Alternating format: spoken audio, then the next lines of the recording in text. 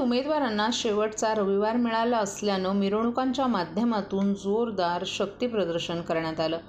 राजकीय वातावरण तापलं असतानाच काल ठाण्यातील वर्तकनगर भागात महायुती आणि महाविकास आघाडीच्या उमेदवारांच्या मिरवणुका 2 वेळा समोरासमोर आल्या। यावेळी जोरदार शक्ती प्रदर्शन आणि घोषणाबाजी झाल्यानं काही काळ वातावरण तंग झालं होतं।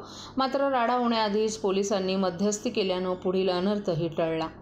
ठाण्यात महायुतीचे उमेदवार नरेश म्हस्के आणि महाविकास आघाडीचे उमेदवार खासदार राजन विचारे यांच्या प्रचारासाठी काल सकाळपासूनच शहरात भव्य मिरवणुका काढण्यात आल्या। मात्र या प्रचार मिरवणुका एकदाच नव्हे तर 2 वेळा समोरासमोर आल्यानं तणाव निर्माण झाला।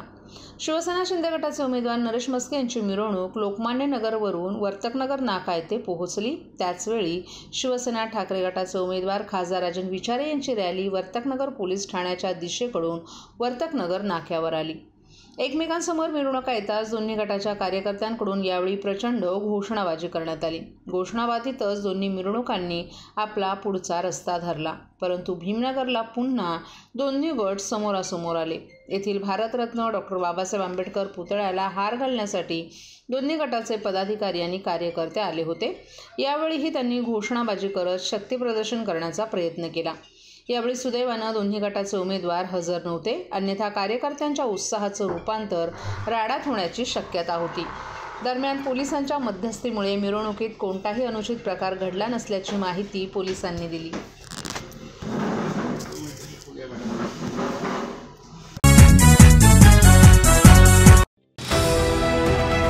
TJSB सौर शक्ती कर्ज गो ग्रीन, करा वीज बिलावर बचत। आकर्षक व्याजदर, 84 महिने परतफेड कालावधी, 80% लोन, व्यावसायिक आणि उद्योजकांकरता सुद्धा। अधिक माहितीसाठी तुमच्या जवळच्या शाखेला भेट द्या किंवा संपर्क साधा 1800-223-466 आणि 1800-266-3466।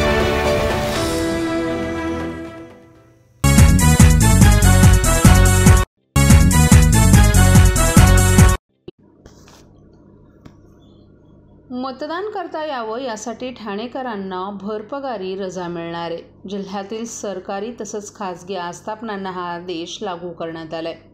जिल्हा निवडणूक अधिकारी अशोक शृंगारे यांनी याबाबत माहिती दिली आहे। ठाणे जिल्ह्यातील ठाणे, भिवंडी आणि कल्याण लोकसभा मतदारसंघासाठी 20 मे रोजी मतदान होणार आहे।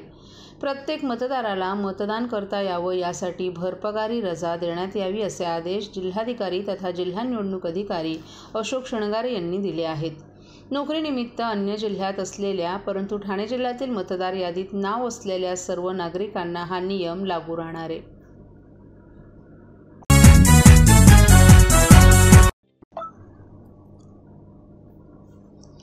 संजय गांधी नॅशनल उद्यान पार्कला लागून काही अंतरावर एक नवीन गेट बांधण्यात आला आहे। मात्र या गेटच्या माध्यमातून अनधिकृतप्रमाणे बांधकाम केला जात असल्याचा आरोप शरद पवार गटाचे आमदार जितेंद्र आव्हाड यांची कन्या नताशा आव्हाड हिने केला आहे।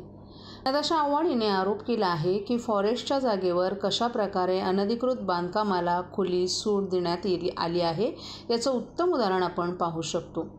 संजय गांधी नॅशनल पार्क येथून लागूनच असलेल्या नवीन गेट बांधण्यात आला असून या गेटच्या माध्यमातून एक नवीन रस्ता काढण्यात येत आहे।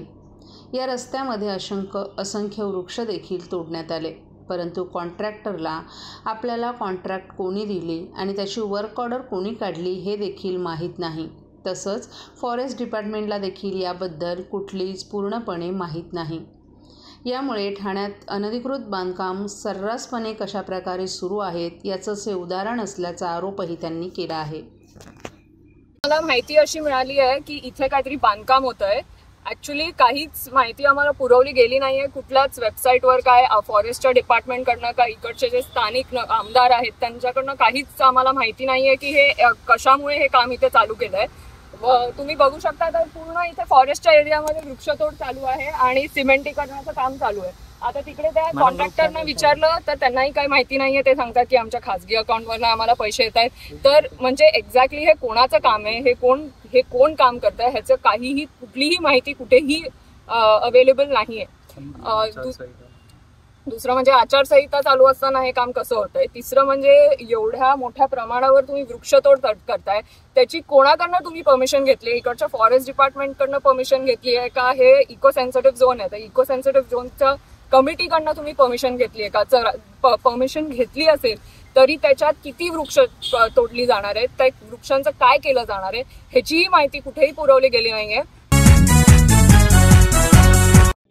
सर्व नागरिकांना आवाहन करण्यात येत आहे की सध्या डासांमार्फत पसरणाऱ्या डेंग्यू या आजाराचा प्रसार रोखण्यासाठी प्रत्येकाने पुढील प्रमाणे कार्यवाही करावी. डेंग्यू आजार एडिस इजिप्ती हा डास चावल्याने होतो. या डासांची पैदास साचलेल्या किंवा साचवलेल्या स्वच्छ पाण्यामध्ये होते. 8 दिवसांपेक्षा जास्त दिवस पाणी उघडे व साचून राहिल्यास त्यात डास अंडी घालतात. अंड्यांच्या अळ्या तयार होऊन पुढे डास तयार होतात. यासाठी आपल्या घरातील पाणी साठे, उदाहरणार्थ बॅरल्स, पिंपे, टाक्या, हौद, रांजणे इत्यादी दर आठवड्याला रिकामे करून घासून पुसून कोरडे करून पुन्हा भरावे. 1 दिवस कोरडा दिवस म्हणून पाळावा. पाणी साठ्यांना घट्ट झाकणे बसवावीत किंवा जुनी साडी, चादर, धोतर यांनी बांधून झाकून ठेवावीत, म्हणजे डास त्यात जाऊन अंडी घालणार नाहीत. घराच्या गच्चीवर, आजूबाजूला, अंगणात कोठेही पाणी साचू देऊ नये. भंगार सामान उघड्यावर टाकू नये, उदाहरणार्थ टायर्स, प्लास्टिक सामान, कुंड्या, टाकाऊ वस्तू इत्यादी. अशा सामानात पावसाचे पाणी साठून त्यात डेंग्यूच्या डासांची पैदास होते. घरातील कूलर्स, फ्रीजच्या पाठीमागील ट्रे हे देखील वेळोवेळी कोरडे करावेत. लक्षात ठेवा, नुसत्या फवारणीने डास घनता कमी होत नाही, तर त्यासाठी डास पैदास ठिकाणे नष्ट करणे ही आपल्या सर्वांची जबाबदारी आहे. कोणताही ताप अंगावर न काढता जवळच्या शासकीय रुग्णालयात मोफत औषधोपचार घ्या. अशा प्रकारे नागरिकांनी सहकार्य केल्यास डेंग्यूचा प्रसार रोखणे सहज शक्य आहे.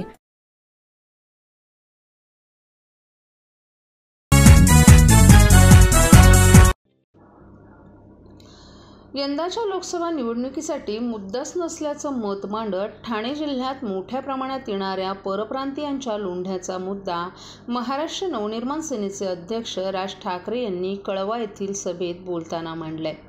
खासदार झाल्यावर हे प्रश्न संसदेत मांडा आणि लोंढे आवरा असा सल्लाही त्यांनी डॉक्टर श्रीकांत शिंदे आणि नरेश म्हस्के या दोन्ही महायुतीच्या उमेदवारांना दिला आहे. ठाणे लोकसभा मतदारसंघातील शिंदेंच्या शिवसेनेचे उमेदवार नरेश म्हस्के आणि कल्याण लोकसभेचे मतदारसंघातील शिंदेंच्या शिवसेनेचे उमेदवार डॉक्टर श्रीकांत शिंदे यांच्या प्रचारासाठी मनसे अध्यक्ष राज ठाकरे यांनी काल कळवा येथे जाहीर सभा घेतली. आत्तापर्यंत आणीबाणी, बोफर्स, कांदा, बाबरी मस्जिद, विदेशी महिला, शायनिंग इंडिया अशा मुद्द्यांवर लोकसभेच्या निवडणुका झाल्या. 2014 आणि 2019मध्ये मोदी आणि पुलवामा मुद्द्यांवर निवडणुका पार पडल्या. यंदा निवडणुकीत मुद्दाच नसल्यामुळे आई बहिणींचा उद्धार केला जात असल्याचं मतही राज ठाकरे यांनी यावेळी व्यक्त केलं. लोकसंख्येच्या आधारावर महापालिकांची निर्मिती केली जाते. ठाणे जिल्ह्यात बाहेरील राज्यातून येणाऱ्यांचं सर्वाधिक प्रमाण आहे. यामुळे राज्यातील एकट्या ठाणे जिल्ह्यात 7 महापालिका आहेत, तर इतर जिल्ह्यात केवळ 1च महापालिका आहे. देशातील ठाणे हा एकमेव असा जिल्हा आहे की इथे परराज्यातून येणाऱ्या लोंढ्यांचं प्रमाण सर्वाधिक आहे. या जिल्ह्यामध्ये किती माणसं आली आणि किती माणसं येत आहेत याचा अंदाजच नाही. आधीच ठाणे जिल्ह्यातील सगळ्या महापालिका विस्कटलेल्या आहेत. त्यात लोंढे वाढत राहिले तर ते अजूनच विस्कटून जातील आणि मूळच्या माणसांच्या हाताला काहीही लागणार नाही, असंही त्यांनी सांगितलं. जिल्ह्यांमध्ये लोंढा येण्याचं प्रमाण वाढतच राहिले तर कितीही निधी आणून काम केलं तरी ते पुरेसे पडणार नाही. त्यामुळे खासदार झाल्यावर हे प्रश्न संसदेत मांडा आणि लोंढे आवरा असा सल्लाही त्यांनी डॉक्टर श्रीकांत शिंदे आणि नरेश म्हस्के या दोन्ही महायुतीच्या उमेदवारांना दिलाय.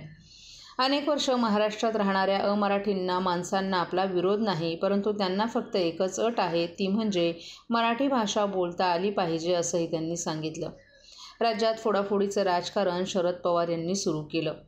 शिवसेनेने आमचे 6 नगरसेवक खोके देऊन फोडले, तेव्हा काहीच वाटलं नाही असा टाहो फोडत आहेत. बाळासाहेब ठाकरे यांच्यावर खालच्या भाषेत टीका करणाऱ्या सुषमा अंधारे यांना पक्षात घेऊन पद दिलं, तेव्हा कुठे गेले तुमचं वडील प्रेम, अशी टीकाही त्यांनी उद्धव ठाकरे यांच्यावर केली आहे. मुंब्र्यात आत्तापर्यंत अतिरेक्यांना अटक करण्यात आलेल्या कारवाईचा पाढाही त्यांनी वाचला. देशविघातक शक्ती दूर करण्यासाठी विकासाबरोबरच सुरक्षा महत्त्वाची असल्याचंही त्यांनी सांगितलं. आनंद दिघे यांच्यासोबत आपली चांगली मैत्री होती. आपण ठाण्यात आल्यावर त्यांच्यासोबत शहरात फिरायचो. हे टुमदार शहर होतं. त्यावेळी ठाणे शहराला तलावांचं शहर म्हटलं जात होतं. हे तलाव बुजले आणि आता टँकरनं पाणीपुरवठा होत असल्याचंही त्यांनी सांगितलं. कळवा येथील 90 फूट रस्त्यावर मनसे प्रमुख राज ठाकरे यांची जाहीर सभा काल पार पडली. या सभेपूर्वी त्यांनी टेंभी नाका येथील आनंद आश्रमात भेट देऊन तिथे शिवसेनेचे दिवंगत ठाणे जिल्हा प्रमुख आनंद दिघे यांच्या प्रतिमेला त्यांनी पुष्पहार अर्पण केला. शिवसेना सोडल्यानंतर त्यांनी पहिल्यांदाच आनंद आश्रमाला भेट दिली. इथे त्यांचे शिंदेंच्या सेनेकडून जोरदार स्वागत करण्यात आलं.